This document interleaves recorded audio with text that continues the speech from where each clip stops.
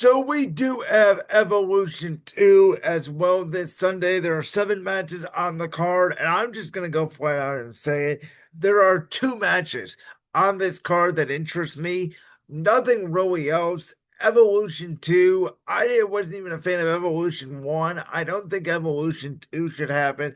I get it. WWE is an incredible woman. There are women that are stars. There are women that could main event.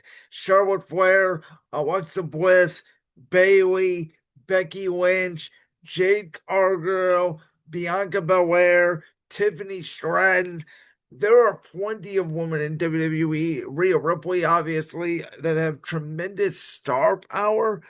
It's just, it feels like a house show. Io Sky gets to pick her opponent. Tiffany Stratton gets to pick her opponent. She picks a legend in Trish Stratus, which we all know Tiffany's going to win because Tiffany Stratton has to face Jade Cargill, at SummerSlam. I would have rather done a tag team match, something similar to what they did with Tiffany and Stratus against Nia and Candice LeRae in Elimination Chamber.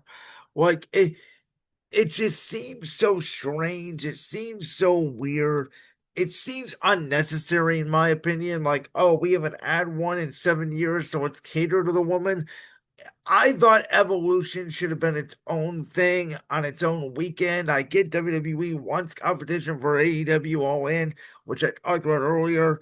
It's not selling well. There's a reason for that. I think there is too much overabundance in WWE programming. Um, and it's another show that they could save a lot of these matches, like the Lyra Becky Bailey triple threat match, which I'm really interested in. I'm really looking forward to. Like that could theoretically main event on Monday Night Raw. Ia and Ripley one more time for the championship could be another main event of Raw as we head towards SummerSlam, which I don't know what they're going for with the Women's World Championship. I don't know what the plan is. It feels like everything has been out of place since Liv Morgan suffered that injury.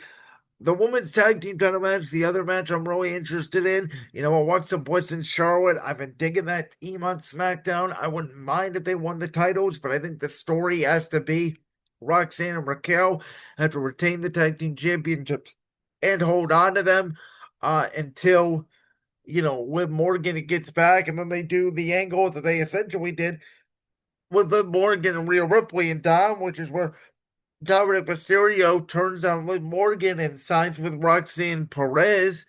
That's what I think is going to go down eventually. But Evolution just seems like it's in a holding pattern, like Naomi and Jade Cargill in a no holds barred match. It's going to be a physical. It's going to be an okay match, very similar to Rhea Ripley, Raquel Rodriguez, and Night of Champions, where Jade Cargill is going to win this match. She's going to go on to SummerSlam. She's going to pin Tiffany Stratton. She's going to win the Women's World Championship. And then Naomi is going to screw Jade Cargill, cash in Money in the Bank. And Naomi is going to walk out with the WWE Women's Championship.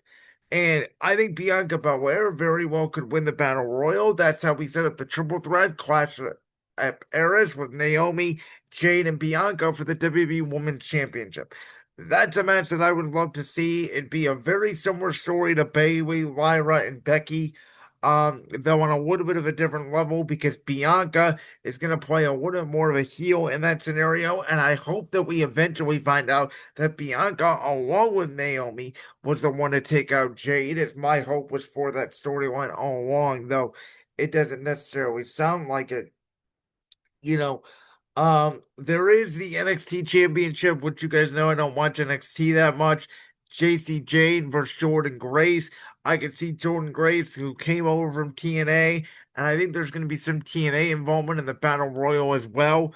But I can see Jordan Grace winning the NXT Championship here because besides that, there's really not going to be a ton of title changes on the show. I think Lyra and Bailey are going to get in each other's way. I think Becky's going to retain the Intercontinental Championship as well. So I'm not that excited for Evolution.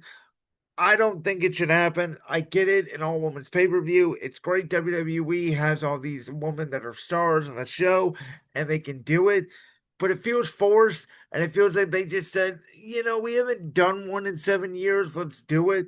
I think if you're going to do Evolution, it's got to be an annual event where you can showcase the best woman in the world, and maybe there's some gimmicks attached to it, like there's always a WWE versus AAA or WWE versus NXT or versus TNA, very much like a AEW Forbidden Door type event, though WWE's would be more structured than AEW.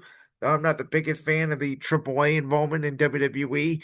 I, the TNA involvement's okay. I don't know. I'm not the biggest fans of other promotions in a single person's company. I'm very old school like that. But let me get my predictions real quick.